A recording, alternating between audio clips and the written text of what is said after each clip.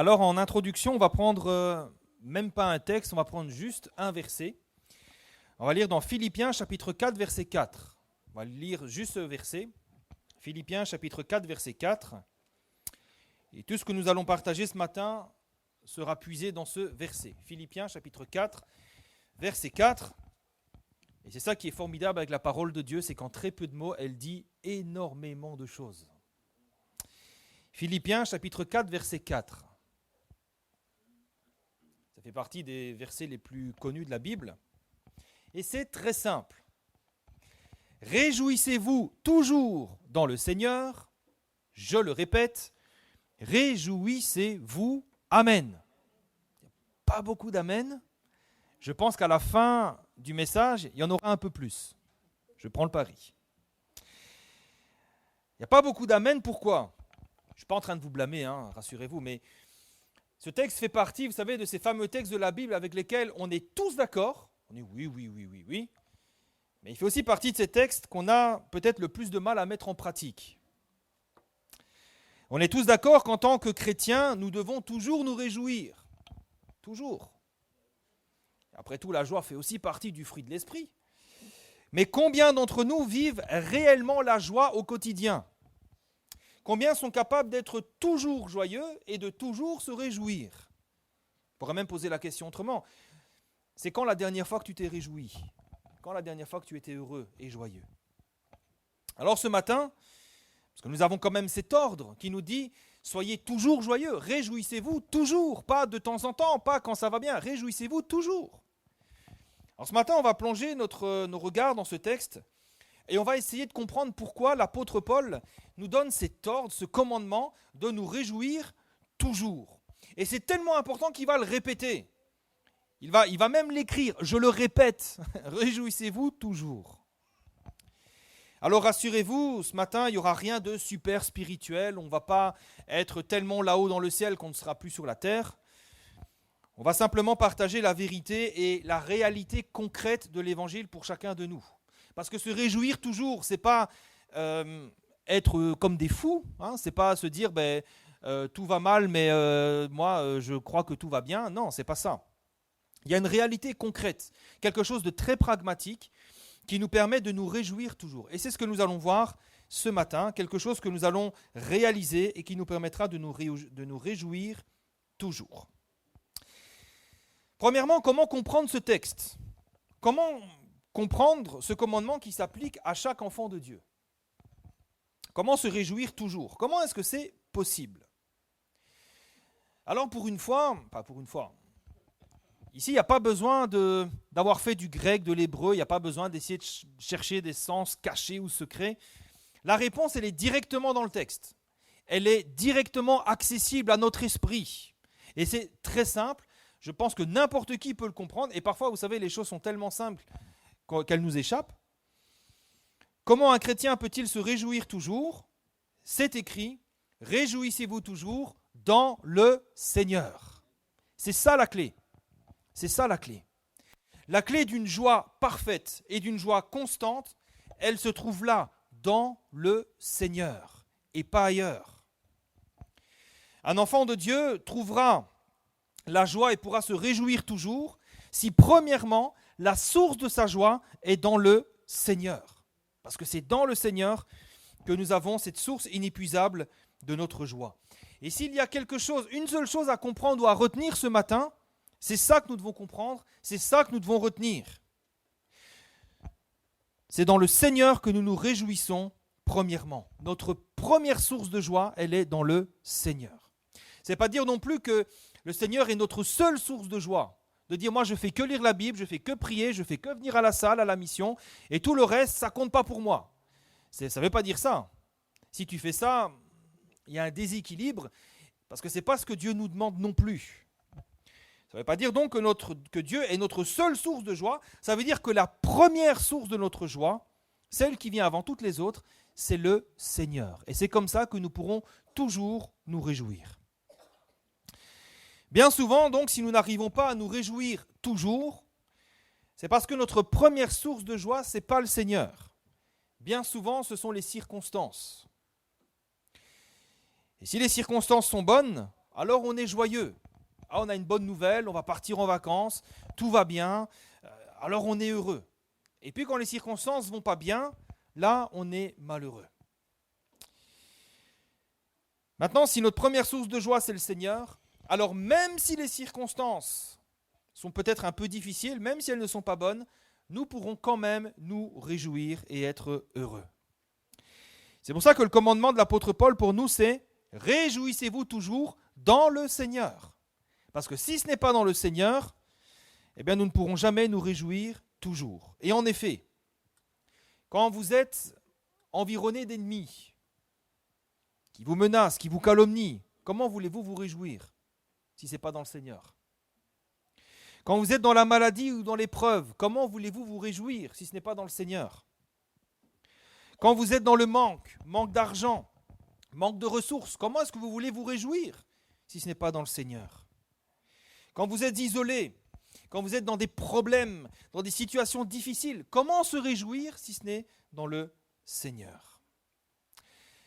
Alors, nous pourrons nous réjouir toujours à une condition, c'est si notre principale source de joie, quand je dis la principale, c'est la première, ne sont pas les circonstances de la vie, mais c'est le Seigneur. Si notre première source de joie, ce sont les circonstances de la vie, si c'est en fonction de ça que tu es heureux ou pas, c'est très peu probable que nous soyons toujours joyeux. Et en effet, bon, je ne dis pas ça pour vous accabler ce matin, mais on sait comment c'est dans la vie. Il y a toutes sortes de souffrances, il y a des problèmes familiaux, il y a la maladie, il y a les difficultés dans le travail, il y a toutes ces choses. Et ça, ce n'est pas des sources de joie, ça ne nous permet pas de nous réjouir. Si vous rajoutez à cela les problèmes climatiques, la crise politique, la crise économique que nous traversons, la baisse du pouvoir d'achat, les guerres, les bruits de guerre un peu partout dans le monde, on n'a pas beaucoup d'occasions de se réjouir. Mais par contre, si nous plaçons le Seigneur devant toutes ces choses, alors oui, nous pourrons nous réjouir et nous pourrons nous réjouir toujours. Alors comment ? Comment faire ? Parce que ce que je viens de vous dire, on est tous d'accord avec ça. Maintenant, comment faire ? Eh bien, la première chose à faire, c'est qu'il faut accepter de lever les yeux des circonstances difficiles que nous traversons. Il faut accepter de laisser filer le problème, de l'abandonner de nos yeux et de nos regards. Et bien souvent, c'est ça que nous n'arrivons pas à faire. Bien souvent, c'est la raison pour laquelle nous n'arrivons pas à nous réjouir toujours. Et d'ailleurs, vous remarquerez, si vous connaissez des personnes autour de vous qui sont toujours joyeux, vous remarquerez que ce ne sont pas des personnes qui ne traversent jamais rien de difficile. Les personnes qui sont toujours joyeuses, ce ne sont pas des personnes qui ont une vie de rêve, sans difficulté, sans maladie, sans épreuve. Les personnes qui sont toujours joyeuses, ce sont ceux et celles qui parviennent à regarder à autre chose que les circonstances difficiles de leur vie. Oui, ils souffrent. Oui, ils ont des problèmes. Oui, il y a des soucis. Mais leurs regards ne sont pas constamment fixés sur ces choses-là. Ils regardent à autre chose. Et vous savez, je n'ai pas peur de le dire ce matin, il y a dans cette salle des frères et des sœurs qui traversent ou qui ont traversé des moments extrêmement difficiles. Des gens qui souffrent, mais vous ne le savez pas parce que ça ne se voit pas sur leur visage. Et parfois, moi-même, quand je fais des visites, je suis étonné. Parfois, ils me racontent un petit peu leurs problèmes et je dis, je ne le savais pas. Et c'est normal, ça ne se voit pas sur le visage. Pourquoi ? Parce qu'au lieu d'avoir les regards constamment plongés dans les circonstances difficiles de leur vie, eh bien, ils regardent le Seigneur. Et qu'est-ce que la Bible nous dit ? Dans le psaume 34, verset 6, « Quand on tourne vers lui les regards, on est rayonnant de joie. » Quand on tourne les regards vers lui, on est rayonnant de joie. Je crois que la première source de notre joie, la première chose à faire, la première étape, le psaume 34, verset 6, c'est de tourner les regards vers lui. C'est là que nous deviendrons rayonnants de joie.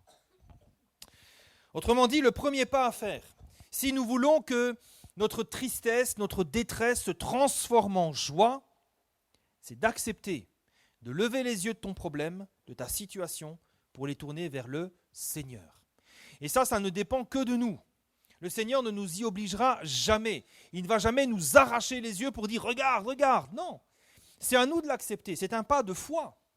C'est à nous de l'accepter. Et quand nous le faisons, alors oui, nous allons commencer à retrouver la joie. Pourquoi ? Parce que c'est logique. Vous savez, quand on est constamment absorbé par les situations, quand notre esprit, nos regards sont constamment fixés sur les problèmes, eh bien, on se ferme à la présence de Dieu. Vous savez, quand, certainement vous l'avez vécu, si par exemple, dans le couple, un des conjoints traverse un moment difficile, notamment dans son travail, il n'y a plus beaucoup de relations avec l'autre conjoint. On est absorbé par les problèmes, on est préoccupé par les problèmes. Il n'y a plus de conversation, on est tout absorbé par le problème. Et parfois, nous, c'est la même chose. Quand on est absorbé par nos problèmes, on n'a plus de place pour le Seigneur. On se ferme à la présence de Dieu. Dieu frappe à la porte de notre cœur, mais on se dit, mais je n'ai pas le temps. Je suis accaparé par mes soucis, par mes tracas. Et en se fermant à la présence de Dieu, on se ferme à ses bienfaits, à sa parole, et finalement à tout le bien que Dieu veut nous donner. Je ne dis pas ça pour vous blâmer, mais c'est simplement le constat, c'est le mécanisme qui se produit dans notre vie. C'est un peu ce que Jésus racontait dans la parabole du semeur. Vous savez, à un moment donné, il va raconter qu'un semeur semait, c'est ce que je fais ce matin, je sème la semence du royaume des cieux, et à un moment donné, la semence, elle va tomber parmi les épines. Et les épines, on le sait, c'est un cœur qui est préoccupé. Dans Marc chapitre 4, verset 18, Jésus va l'expliquer, il va dire que d'autres reçoivent la semence, donc la semence de la parole, parmi les épines. Ce sont ceux qui entendent la parole, mais en qui les soucis du siècle, la séduction des richesses, l'invasion des autres convoitises, étouffent la parole et la rendent infructueuse. Autrement dit, si nous sommes saturés par l'inquiétude, par l'angoisse, par l'anxiété, par tous ces problèmes, toutes les situations difficiles, il n'y a pas de place pour autre chose. Le Seigneur veut nous combler, le Seigneur veut alléger notre charge, mais il n'y a pas de place pour lui dans notre cœur. Et même si on vient écouter la parole, même si on prie, même si on lit la Bible, même là en ce moment même, peut-être ton esprit, ton cœur est accaparé par tes soucis, tu écoutes à demi-mot, tu entends, ça rentre dans une oreille mais ça sort de l'autre, parce que ton cœur est saturé de ces situations que tu es en train de vivre. Et oui, si nous sommes saturés par nos soucis, nous ne pourrons pas recevoir ce que Dieu veut nous donner, ce qui nous permettra de nous apporter la paix et enfin de nous réjouir. C'est pour ça que la première chose à faire, la première clé qui nous permettra de nous réjouir toujours, c'est de parvenir à lever les yeux vers le Seigneur. Libère-toi de cette chaîne, de ce boulet qui te traîne. Tourne tes regards vers le Seigneur. Et vous savez, j'ai pris ce texte, Philippiens, chapitre 4, verset 4, et toute l'épître de Paul aux Philippiens est un merveilleux exemple de cela, d'un homme qui est capable de lever les yeux de ses problèmes, de regarder au Seigneur et de se réjouir. Cette lettre de Paul aux Philippiens est probablement un des plus beaux exemples. Et ça, on le sait lorsque vous regardez les circonstances dans lesquelles l'apôtre Paul a écrit cette lettre. On est d'accord, Philippiens 4.4, nous l'avons lu, il va dire « Réjouissez-vous toujours dans le Seigneur », je le répète, réjouissez-vous toujours. Mais est-ce que c'est un homme heureux qui écrit ça ? Est-ce que c'est un homme qui est sur la plage en train de boire son petit mojito et tranquille et qui dit « Oh ben réjouissez-vous toujours ». Pas du tout. Lorsque Paul écrit cette lettre, lorsqu'il est en train d'écrire ces mots « Réjouissez-vous toujours », eh bien l'apôtre Paul, il est en prison. Il est en prison. Philippiens 1.13. Il va dire en effet, dans tout le prétoire et partout ailleurs, nul n'ignore que c'est pour Christ que je suis dans les liens. Et il n'est pas en prison parce que c'est un malfaiteur, il n'est pas en prison parce qu'il a roulé à 180 sur la 4 voies et qu'il a insulté la police parce qu'il était saoul. Non. Il est en prison uniquement parce qu'il prêche le nom de Jésus. Il est en prison injustement. Ensuite, il est emprisonné, mais son avenir est incertain. Ce n'est pas qu'il est emprisonné, tu vas faire 1 an de prison ferme et puis tu vas sortir. Non, il est emprisonné et probablement qu'il va mourir. Philippiens 1.21, d'ailleurs, il dira « Christ est ma vie et mourir m'est un gain ». Il sait très bien que sa vie est en jeu. Et alors qu'il est en prison et qu'il risque la mort, l'Église, là-bas à Philippe et dans la région, elle est menacée. Elle est menacée de division, il y a des diviseurs, il y a des hommes qui sont là, qui cherchent à affliger Paul davantage. C'est ce qu'il dira au chapitre 1, verset 15. Il va dire « Quelques-uns, il est vrai, prêchent Christ par envie et par esprit de dispute. Il n'y a pas d'unité. Il y en a qui veulent les conflits, ils le font par esprit de dispute, par esprit de parti. En verset 17, il va dire « Ceux-là, animés d'un esprit de dispute, annoncent Christ dans des intentions qui ne sont pas pures, et avec la pensée de me susciter quelque affliction d'homme et lien. » Comme si Paul ne souffrait pas assez, ils font ça pour l'embêter, pour l'affliger encore plus. Et pour couronner le tout, eh bien l'apôtre Paul est tout seul. Il est en prison, il risque de mourir. L'église est mal en point parce qu'il y en a qui cherchent à nuire à Paul, et Paul est tout seul. Chapitre 2, verset 20, il va dire « Je n'ai personne ici qui partage mes sentiments. » Il est tout seul à s'inquiéter. Il est tout seul à prier. Il est tout seul à combattre dans la prière. Il dit « Je n'ai personne ici qui partage mes sentiments pour prendre sincèrement à cœur votre situation. » Il vit des circonstances difficiles quand même. Je crois que nous tous ici, on ne vit pas ce qu'il est en train de vivre. On n'est pas menacé de mort, on n'est pas en prison, on n'est pas abandonné de tous. Et pourtant, voyez-vous, c'est alors qu'il est dans des circonstances qui auraient découragé la plupart d'entre nous que l'apôtre Paul est plein de joie. Il est tellement plein de joie qu'il va leur dire, eh bien, réjouissez-vous toujours. Et en plus de ce verset, Philippiens 4, verset 4, il y en a un autre, au chapitre 3, verset 1, où il dira, au reste, mes frères, après avoir dit tout ça, il va dire, réjouissez-vous dans le Seigneur, je ne me lasse pas de vous écrire les mêmes choses, et pour vous, cela est salutaire. Alors, comment est-ce qu'il peut se réjouir et exhorter les autres à faire de même ? Comment il le peut ? Eh bien, tout simplement parce que ses yeux ne sont pas constamment fixés sur sa situation. Il n'est pas là en prison, en tournant en rond, de dire « Oh, c'est injuste, qu'est-ce que je suis en train de vivre ? Oh là là, en plus je vais mourir, je ne sais même pas, nanani, ça ne sert plus à rien, il n'y a plus d'espoir. Et puis il y en a d'autres là-bas qui font ceci, cela. Et puis tout le monde m'a abandonné. » Il n'est pas en train de faire ça. Ses yeux sont fixés sur le Seigneur. Après, c'est une chose importante aussi. L'apôtre Paul ne fait pas comme si tout allait bien. L'apôtre Paul n'est pas en train de dire « Tout va bien, ne vous inquiétez pas, tout va bien, oui, je souffre un peu, mais tout va bien. » Non. L'apôtre Paul ne nie pas la réalité de la situation. C'est pour ça que je vous disais qu'on ne va pas faire du super spirituel, du supra-spirituel. Il ne nie pas la réalité de la situation.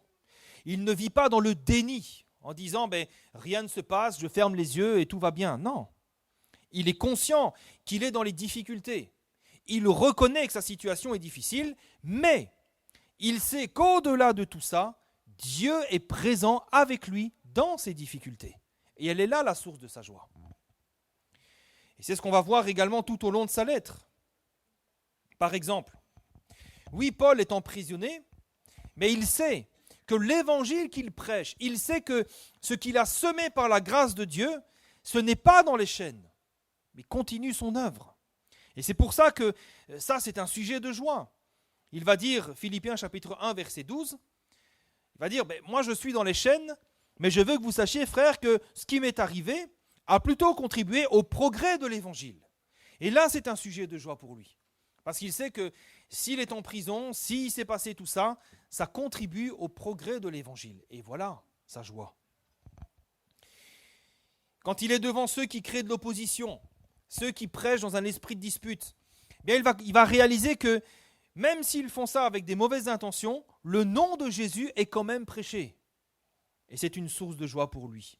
Il va dire au verset 18, Philippiens 1, 18, il va dire, en parlant de ça, il va dire, mais qu'importe.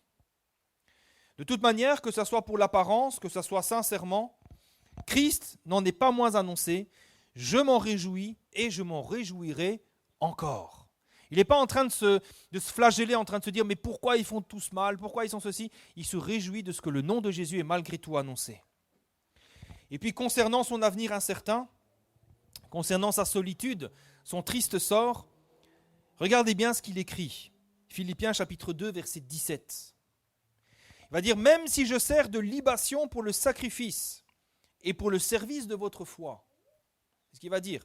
Même si je suis abandonné, même si je meurs pour le sacrifice de votre foi, il va dire, je m'en réjouis et je me réjouis avec vous tous. Vous aussi, réjouissez-vous de même et réjouissez-vous avec moi. Vous vous rendez compte un petit peu ? alors qu'il risque de mourir, il dit, si ça sert pour votre foi, je m'en réjouis.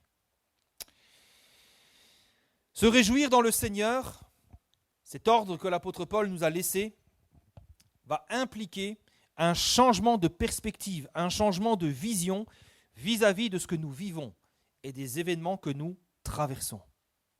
Autrement dit, si nous voulons nous réjouir dans le Seigneur, nous devons changer notre manière de voir les choses. C'est-à-dire ne plus regarder les choses avec seulement nos propres yeux, mais regarder les choses à travers les yeux du Seigneur. Comment ? C'est ce qu'on va voir maintenant. Pour nous réjouir toujours dans le Seigneur, la première chose à considérer, c'est l'amour de Dieu pour nous. C'est que Dieu nous aime. Et Dieu nous aime d'une manière inconditionnelle. Romains chapitre 8, verset 37, c'est des textes que nous connaissons bien, que nous avons déjà lus et partagés. L'apôtre Paul dira, dans toutes ces choses, nous sommes plus que vainqueurs par celui qui nous a aimés. Tu vois, dans tout ce que tu vis de difficile, de dur, tout ce qui t'afflige, tu peux dire ce que l'apôtre Paul a dit, dans toutes ces choses, tu es plus que vainqueur par celui qui t'a aimé. Car j'ai l'assurance que ni la mort, ni la vie, ni les anges, etc., ni aucune autre créature ne pourra nous séparer de l'amour de Dieu manifesté en Jésus-Christ, notre Seigneur. Je crois que c'est important de savoir que peu importe ce que nous sommes en train de vivre, nous sommes constamment aimés de Dieu. Peu importe ce que nous sommes en train de vivre, peu importe ce que nous sommes en train de traverser. C'est-à-dire qu'en tout temps et en toutes circonstances, nous avons toujours de l'importance pour lui. Et c'est important de le réaliser. Combien s'imaginent que Dieu les abandonne dès qu'ils sont malades, dès qu'il leur arrive quelque chose de difficile ? Ah, ma roue est crevée ce matin, je ne peux pas aller au travail. Dieu, pourquoi tu m'as puni ? Mais non, Dieu t'aime. Réjouis-toi, Dieu t'aime. Nous sommes constamment l'objet de toute son affection. Dès que tu te lèves, Dieu t'aime. Quand tu prends la voiture le matin, que tu vas au travail, Dieu t'aime. Quand c'est difficile avec tes collègues qui te saoulent, Dieu t'aime. Quand tu te reposes le soir dans ton canapé, que tu regardes la télé, Dieu t'aime. Quand tu te couches dans ton lit le soir et que peut-être tu n'arrives pas à dormir, tu tournes, tu te retournes, Dieu t'aime encore. Cet amour constant et inconditionnel de Dieu pour chacun de nous, c'est probablement la plus grande source de notre joie. En tout cas, ça doit être la base de notre joie, parce que ça signifie que nous ne sommes jamais seuls. Jamais. Dieu est toujours à notre écoute. Dieu est toujours là. Il se soucie de nous. Et ça, c'est important de le comprendre. C'est important de le réaliser. D'autant plus dans les moments difficiles. Parce que ça nous permet de ne pas perdre espoir, de ne pas sombrer dans la détresse. Il y a un Dieu qui t'aime, un Dieu qui pense à toi, un Dieu qui se soucie de toi. Et si Dieu nous aime, ça veut dire que Dieu est là. Ça veut dire que Dieu nous comprend. Ça veut dire que tu peux tout lui dire. Tu ne peux pas le choquer. Tu ne peux pas le surprendre. Tu ne peux pas lui apprendre des choses. Il connaît tout. Et il t'aime. Ça veut dire que tu peux tout lui confesser. Parfois, on vit avec des poids sur notre cœur. On est là, on culpabilise. On ne vit pas bien. Mais confesse ça au Seigneur. Dis-lui les choses. Le Seigneur n'est pas là pour nous juger. Jean chapitre 3, verset 15 ou verset 17, je ne sais plus, je pense que c'est le verset 17. Il est écrit que le Fils de l'homme n'est pas venu pour juger le monde, mais pour sauver le monde. Pourquoi est-ce que tu crains que Dieu te juge ? Il ne peut pas te juger. Alors, il y a un temps où viendra le jugement, mais ce n'est pas quand on est sur la terre que Dieu nous juge. C'est une fois que nous avons quitté la terre. Tant que nous sommes sur la terre, Jésus ne nous juge pas, il nous sauve. Jésus est là pour t'écouter, et toujours avec la plus grande des attentions. Et ça, voyez-vous, c'est important de le comprendre parce que c'est la base de tout le reste. Tout ce que nous allons voir après ne se justifie que d'une seule manière, Dieu nous aime. C'est parce que Dieu nous aime que Dieu nous délivrera. Voilà la source de notre joie. On va lire ensemble ce texte bien connu de l'Écriture, le psaume 34, versets 7 à 11. Psaume 34, versets 7 à 11. Et peut-être ce texte va parler à quelqu'un, peut-être ça va être comme une réponse à ton besoin ce matin. C'est la parole de Dieu qui parle à ton cœur. Le psaume 34, verset 7 nous dit « Quand un malheureux crie, l'Éternel entend et il le sauve de toutes ses détresses. » On ne peut pas se réjouir de ça ? Tu es dans la détresse. crie à Dieu, il t'entend et il te délivre, il te sauve. L'ange de l'Éternel campe autour de ceux qui le craignent et il les arrache au danger. Sentez et voyez combien l'Éternel est bon. Dans ta détresse, dans le danger, dans la situation que tu vis, sens et vois combien l'Éternel est bon. Réjouis-toi. C'est ce que nous dit le texte. Heureux l'homme qui cherche en lui son refuge. Verset 10. Craignez l'Éternel, vous ses saints, car rien ne manque à ceux qui le craignent. Les lionceaux éprouvent la disette et la faim, mais ceux qui cherchent l'Éternel ne sont privés d'aucun bien. Amen. Tout est dit dans ce texte. Tout est dit. Alors oui, nous pouvons nous réjouir dans nos détresses, parce que Dieu nous aime. Non seulement il nous aime, mais il nous entend et il nous sauve également. La Bible dit même que le Seigneur Jésus est en permanence autour de ses enfants. À l'instant même, tu es environné par la grâce et par la présence de Dieu. L'ange de l'Éternel, c'est Jésus. On va regarder dans l'Ancien Testament, je ne vais pas faire le développement, mais l'ange de l'Éternel, c'est Jésus. Et ceux qui craignent le Seigneur, c'est nous, ses enfants. Alors réalisez qu'à l'instant même, Jésus est installé. Il a fait sa demeure en permanence auprès de nous, en nous, mais aussi autour de nous. C'est un peu l'image. Si vous voulez prendre une image, c'est un peu l'image de celui qui reste en permanence au chevet d'une personne souffrante. Peut-être que tu souffres, peut-être que tu te sens seul, mais il y a quelqu'un qui est là à ton chevet, tout près de toi. Et il est là le jour et la nuit, en permanence. La différence, c'est que le Seigneur, lui, la Bible nous dit, il ne sommeille ni ne dort, celui qui veille. Il ne dort pas, il ne sommeille pas, il est toujours attentif. Dès que tu cries, il entend. Dès que tu te tournes vers lui, il est là pour t'accueillir. C'est pour ça qu'en tant qu'enfants de Dieu, nous pouvons nous réjouir même dans la détresse. Même lorsque le danger frappe à notre porte. Alors c'est vrai, on a peur, c'est vrai, on peut paniquer, mais réalisons que nous avons notre Dieu qui est à nos côtés. Ne nous laissons pas envahir par ce que nos yeux voient, mais tournons les regards vers le Seigneur. Réalisons que ce Dieu est à nos côtés, il nous écoute, il est là pour nous délivrer et pour nous arracher du danger. C'est pour ça d'ailleurs que la Bible nous dit, Romains 8, 31, « Que dirons-nous à l'égard de toutes ces choses? Si Dieu est pour nous, qui sera contre nous ?» Je crois que c'est important de le réaliser quand nous vivons des temps difficiles. C'est vrai qu'il y a des choses qui sont contre nous, mais réalise, comprends que Dieu est avec toi. Et que si Dieu est avec toi, qui sera contre toi? Qui pourra tenir contre toi? C'est ce que nous dit la parole vivante. Que dire de plus? Si Dieu se place ainsi de notre côté, qui peut tenir contre nous? Le Seigneur qui est avec nous est capable de nous délivrer d'absolument toutes nos détresses, toutes les situations difficiles que nous vivons. Que ce soit la maladie, la dépression, le désespoir, des situations insolubles, si tu es dans l'impasse, s'il y a des choix difficiles que tu dois faire, des décisions importantes à prendre, l'Éternel est là avec toi pour te délivrer. Cesse de paniquer, cesse de t'inquiéter, cesse d'être dans l'anxiété. L'Éternel t'offre sa délivrance et son secours. Vous savez, si l'Éternel est avec nous, c'est d'ailleurs inscrit dans le nom de Jésus. Vous savez, dans le prophète Ésaïe, on parle des noms de Jésus. Il dit on l'appellera conseiller, on l'appellera ceci, cela. Et il y a un des noms de Jésus, c'est Emmanuel, Dieu avec nous. C'est inscrit dans le nom même du Seigneur Jésus. Dieu est avec nous. C'est pas il était avec nous, c'est pas il sera avec nous, mais aujourd'hui, dans le présent, il est avec nous constamment. Et si l'Éternel est avec nous, ça veut dire qu'il va mettre à notre disposition tout ce qu'il est, toute sa gloire, mais aussi tout ce qu'il possède, toutes ses ressources pour venir à notre secours. Il est capable de nous donner sa sagesse, son intelligence, mais aussi sa puissance, ses dons, ses armes, sa parole. Combien de fois je n'ai pas été dans des situations difficiles? J'ai prié le Seigneur en disant « Seigneur, que je sois comme ta bouche, donne-moi ta sagesse. » Et puis, dans des situations, j'ai dû parler, j'ai dû prendre la parole, j'ai dû dire des choses. Et après coup, je dis « Mais pourquoi j'ai dit ça? Pourquoi j'ai agi comme ça? Mais j'aurais pas dû faire ça, nanani, nanana. » Et des semaines, des mois plus tard, je dis « Oh Seigneur, qu'est-ce que j'ai bien fait de parler comme ça? À ce moment-là, tu m'as donné ta sagesse. Moi, personnellement, je n'aurais pas fait comme ça, mais tu as dirigé les choses de telle et de telle manière.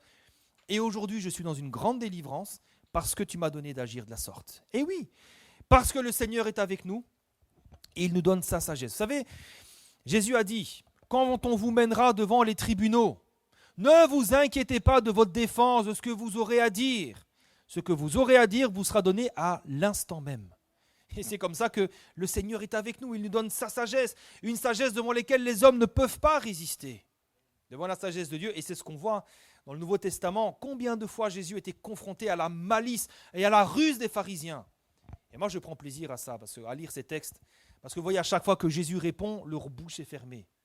Elle est où leur sagesse? Elle est où leur intelligence? Elle est où leur sagacité? Il les fait taire par sa sagesse.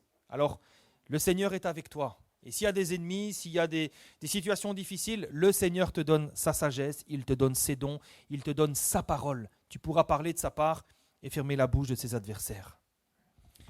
Alors oui, nous pouvons nous réjouir parce que Dieu nous aime, parce qu'il a fait sa demeure auprès de nous. Et ça ne le gêne pas, ça ne le dérange pas. Vous savez, des fois, on ne veut pas déranger le Seigneur, mais il aime être avec nous.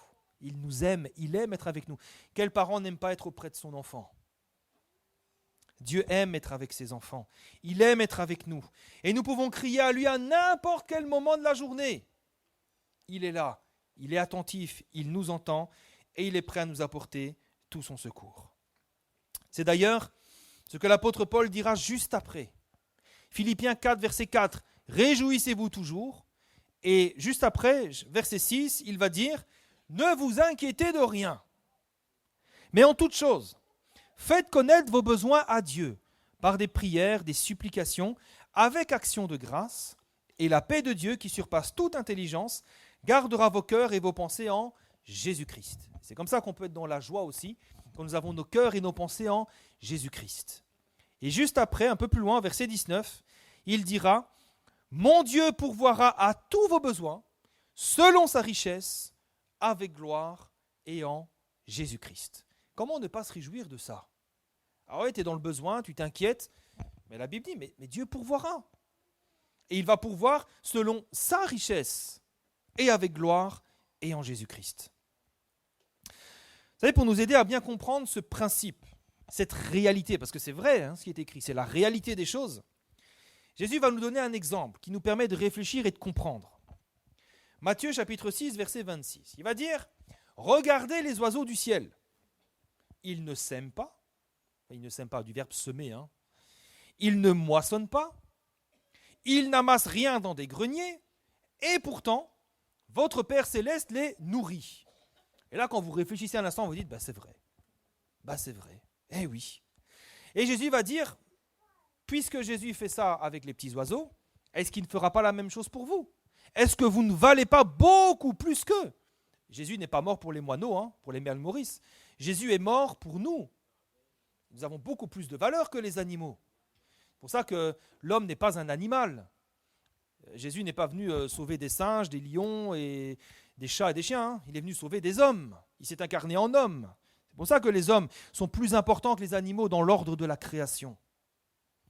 Et Jésus nous dit, regardez les oiseaux du ciel. Je ne sais pas vous, mais moi, je n'ai jamais vu des petits oiseaux labourer les champs.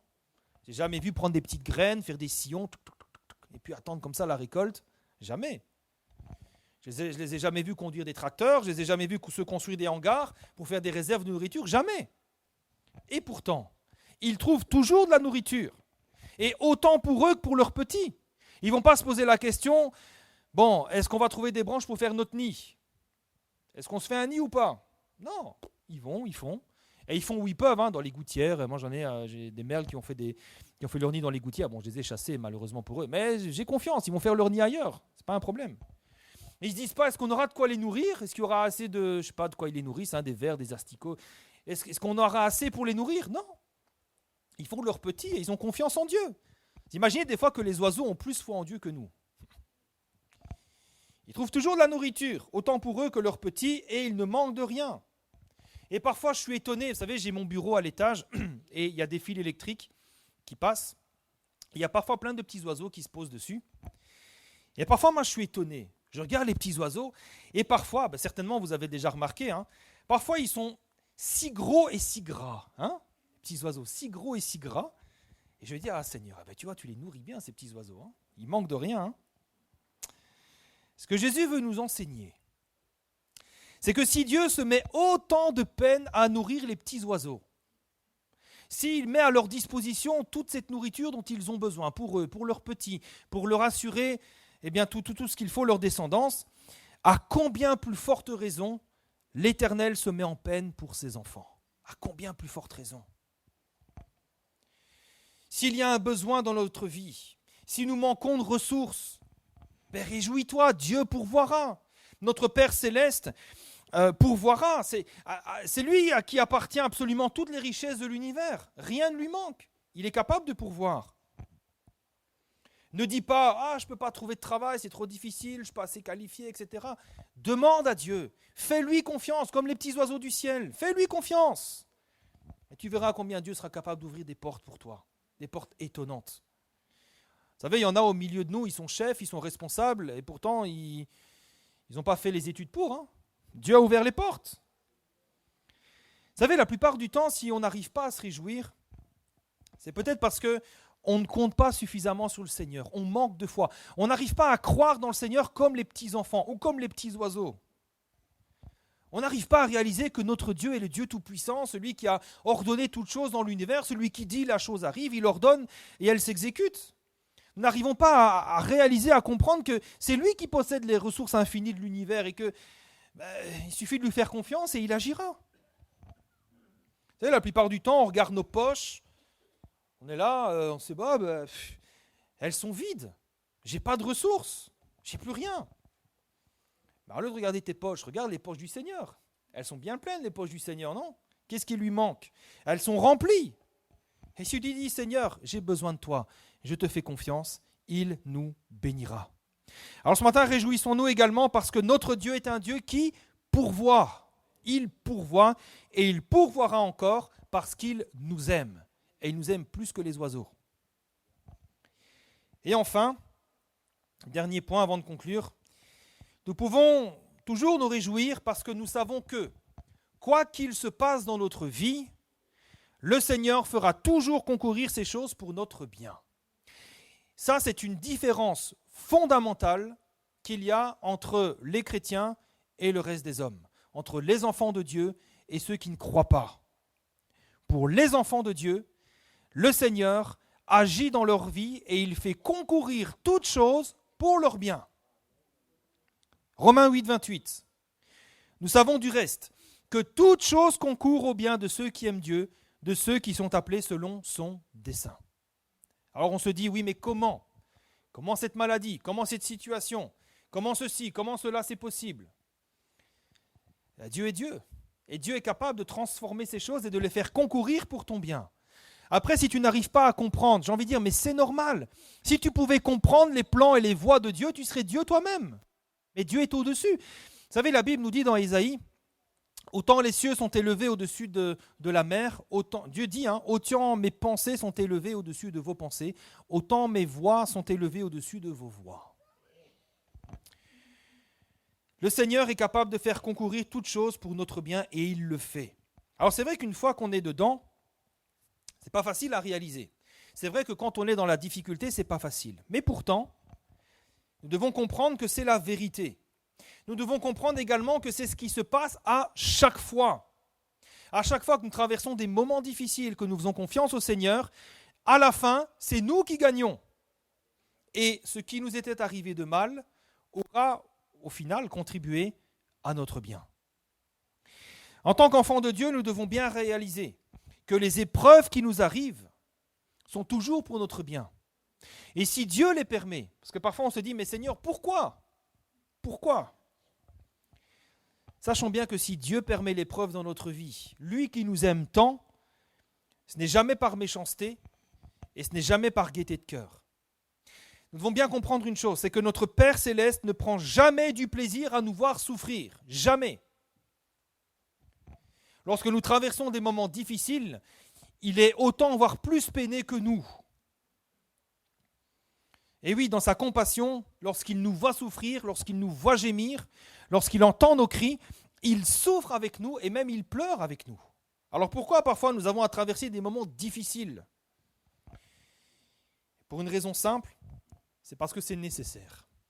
C'est parce que c'est nécessaire. Vous savez, il y a une image que j'aime bien prendre et qui va parler, je pense, à tout le monde. Vous savez, c'est quand les bébés font leurs dents.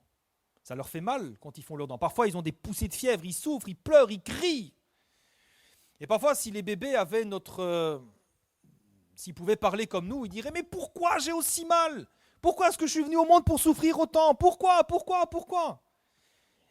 Et pourtant, quand ils ont des dents, c'est quand même pratique, non ? Quand on a des dents, tous ceux qui ont des dents, c'est pratique quand même d'avoir des dents. Quand on n'en a pas, on fait pitié, hein ?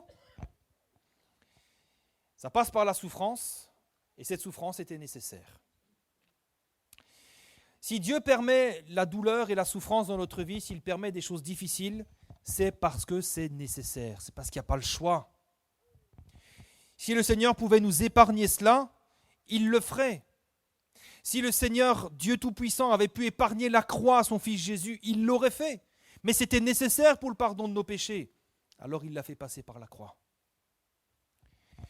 Sur la terre, tant que nous sommes dans ce corps de chair, il y a des choses que nous ne pouvons apprendre qu'au travers de la souffrance. Et notre modèle, c'est Jésus-Christ. Vous savez, Jésus, à la différence de nous, Jésus était absolument parfait. Nous péchons, nous sommes corruptibles, nous sommes mauvais dans le cœur, on a des mauvaises pensées, on doit se sanctifier constamment. Jésus est absolument parfait.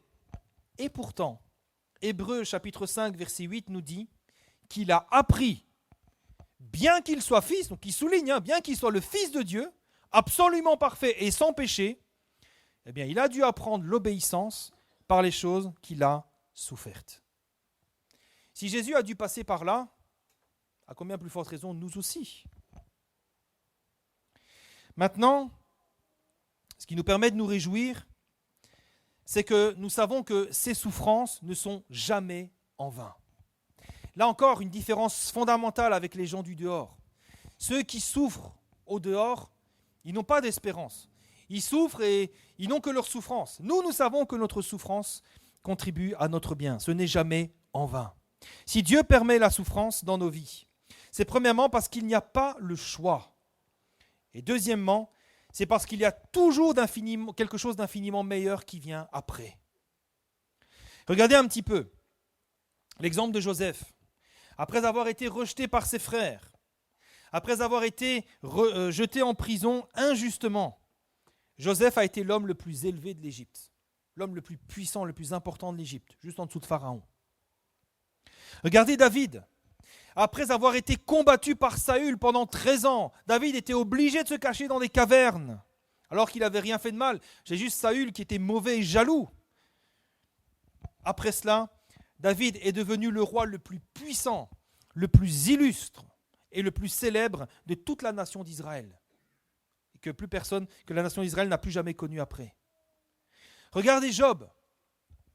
Après avoir tant souffert, non seulement Job a été consolé, et j'aime tellement cette expression de la Bible, il nous dit que Job a été rassasié de jours. Qu'est-ce que j'aime cette expression, rassasié de jours. À un moment donné, Job a dit, Seigneur, là je suis arrivé, je ne sais plus quel âge il avait, mais à un moment donné il s'est dit, Seigneur, là c'est bon, tu peux me reprendre auprès de toi, voilà quoi, j'ai fait le tour.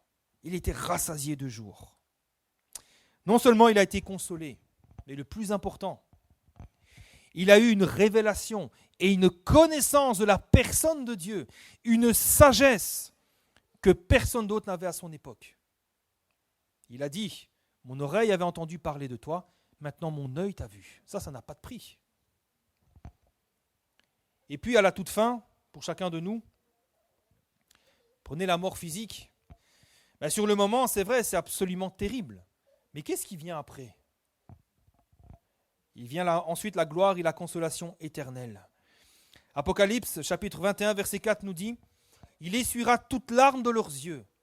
La mort ne sera plus, il n'y aura plus ni deuil, ni cri, ni douleur, car les premières choses ont disparu. » À la fin, c'est nous qui gagnons. Alléluia. Vous voyez, avec Dieu, nous sommes dans le camp des vainqueurs. Un enfant de Dieu, c'est un homme ou une femme qui a tout gagné, qui marche dans la victoire et qui sera couronné de gloire, qui régnera pour l'éternité avec le roi des rois et le Seigneur des seigneurs. Comment ne pas se réjouir de ces choses? C'est pour ça que l'apôtre Paul, qui nous encourage à nous réjouir toujours, avait pu écrire également la chose suivante. 2 Corinthiens chapitre 4 verset 17, et je termine avec ce texte. Il dira « Nos légères afflictions du moment ». J'aime bien comment il met les choses en perspective. Peu importe ce que tu souffres, peu importe ce qui est difficile, il va dire « Nos légères afflictions du moment présent produisent pour nous, au-delà de toute mesure, un poids éternel de gloire. » Une affliction temporaire, un poids éternel de gloire. On gagne au change quand même. Parce que nous regardons non point aux choses visibles, mais à celles qui sont invisibles. Car les choses visibles sont passagères. Ta souffrance est passagère. Ta situation difficile est passagère. Mais les invisibles sont éternels. Le Dieu qui t'aime, le Dieu qui te délivre, la bénédiction qu'il apporte dans ta vie, ça, c'est éternel. Et voilà comment nous pouvons nous réjouir dans le Seigneur. Dans ce que l'apôtre Paul appelle nos légères afflictions du moment, c'est parce qu'il y a un poids éternel de gloire qui attend chacun de nous. Et pas forcément dans l'éternité, mais peut-être dans quelques jours, dans quelques mois, juste après que tu auras été éprouvé. Alors, se réjouir dans le Seigneur, et je conclus avec cela, se réjouir dans le Seigneur, on voit que c'est avant tout un choix. Ce choix, c'est de ne pas laisser notre cœur au gré des circonstances de la vie. C'est de ne pas laisser nos humeurs être en fonction des circonstances de notre vie. C'est faire ce choix de dire « Seigneur, je regarde à toi. Tu m'aimes, tu me délivres, tu pourvoiras à mes besoins et tu feras concourir toutes choses pour mon bien et pour ta gloire. Je le crois, Seigneur, et je me réjouis parce que c'est ce que tu vas faire. » Alors, frères et sœurs, réjouissons-nous dans le Seigneur, réjouissons-nous toujours. Amen. Amen. Que le nom du Seigneur soit béni. On va courber nos têtes.